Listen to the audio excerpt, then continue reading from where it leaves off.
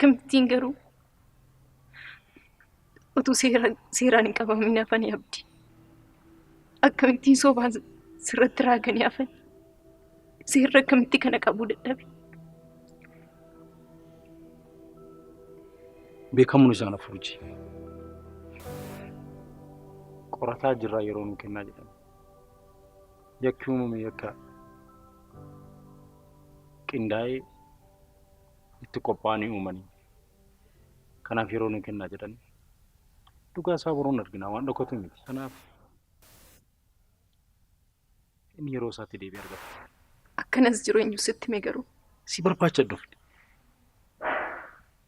Sababa hojii kootii as dhufe. Yeroo biyya alaatii dhufe kaayyoo ittiin dhufe sitti himee ture. Isa isaan hojii koo ariifachiisuudhaaf kaka'umsa gaarii osoo qabu mana hidhaa seenee.